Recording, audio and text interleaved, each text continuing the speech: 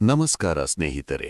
ನೀವು ತುಂಬಾ ಕಷ್ಟಪಟ್ಟು ಒಂದು ಹೊಸ ಆಲೋಚನೆ ಮಾಡುತ್ತೀರಿ, ಶ್ರಮ ಹಾಕಿ ಏನನ್ನೋ ಸೃಷ್ಟಿಸುತ್ತೀರಿ.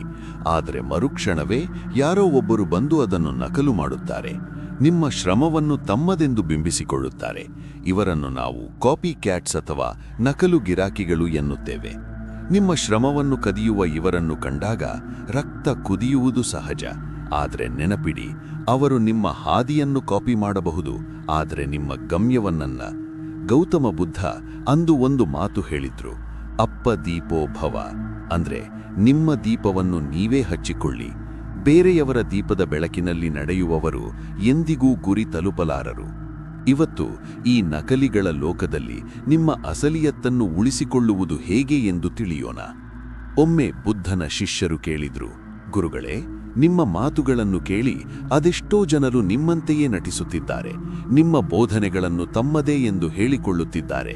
ಇದನ್ನು ತಡೆಯುವುದು ಹೇಗೆ?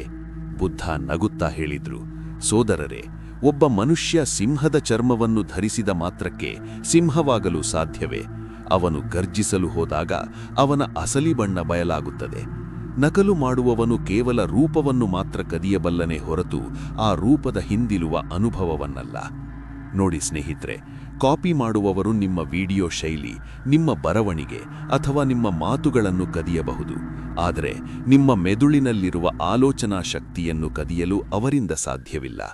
ಅವರು ಯಾವಾಗಲೂ ನಿಮ್ಮ ಹಿಂದೆ ಇರುತ್ತಾರೆ, ಏಕೆಂದರೆ ಅವರು ನಿಮ್ಮ ಹೆಜ್ಜೆ ಗುರುತುಗಳನ್ನು ಮಾತ್ರ ಹಿಂಬಾಲಿಸಬಲ್ಲರು.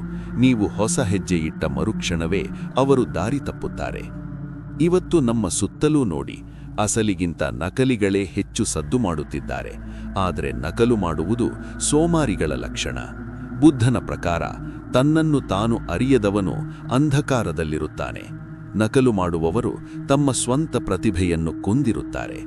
ನಿಮ್ಮನ್ನು ಯಾರಾದರೂ ಕಾಪಿ ಮಾಡುತ್ತಿದ್ದಾರೆ ಎಂದರೆ ಅರ್ಥ ಮಾಡಿಕೊಳ್ಳಿ, ನೀವು ಅವರಿಗಿಂತ ಮುಂದಿದ್ದೀರಿ ಮತ್ತು ನೀವು ಅವರಿಗೆ ಮಾದರಿಯಾಗಿದ್ದೀರಿ.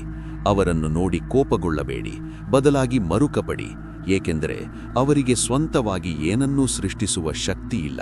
ನಕಲು ಮಾಡುವವನು ಕೇವಲ ಒಬ್ಬ ಅನುಯಾಯಿಯಾಗಿ ಉಳಿಯುತ್ತಾನೆ, ಆದರೆ ಸೃಷ್ಟಿಸುವವನು ನಾಯಕನಾಗುತ್ತಾನೆ. ಅವರು ನಿಮ್ಮ ನೆರಳನ್ನು ಹಿಡಿಯಲು ಪ್ರಯತ್ನಿಸಲಿ, ನೀವು ಸೂರ್ಯನಂತೆ ಪ್ರಕಾಶಿಸುವುದನ್ನು ನಿಲ್ಲಿಸಬೇಡಿ. ಈ ಕಟು ಸತ್ಯವನ್ನು ಅರಗಿಸಿಕೊಳ್ಳಿ, ನಕಲಿಗಳು ತಾತ್ಕಾಲಿಕವಾಗಿ ಗೆಲ್ಲಬಹುದು, ಆದರೆ ಅಸಲಿ ಪ್ರತಿಭೆ ಶಾಶ್ವತವಾಗಿ ಉಳಿಯುತ್ತದೆ. ನಿಮ್ಮನ್ನು ನೋಡಿ ಕಾಪಿ ಮಾಡುವವರಿಗೆ ನಿಮ್ಮ ಯಶಸ್ಸಿನ ಮೂಲಕವೇ ಉತ್ತರ ನೀಡಿ. ಬುದ್ಧನ ಈ ನೇರವಾದ ಮಾತುಗಳು ನಿಮ್ಮಲ್ಲಿ ಹೊಸ ಸ್ಫೂರ್ತಿ ತುಂಬಿದ್ದರೆ ಇಂದೇ ನಿಮ್ಮ ಹೊಸ ಅನ್ವೇಷಣೆಯನ್ನು ಶುರು ಮಾಡಿ.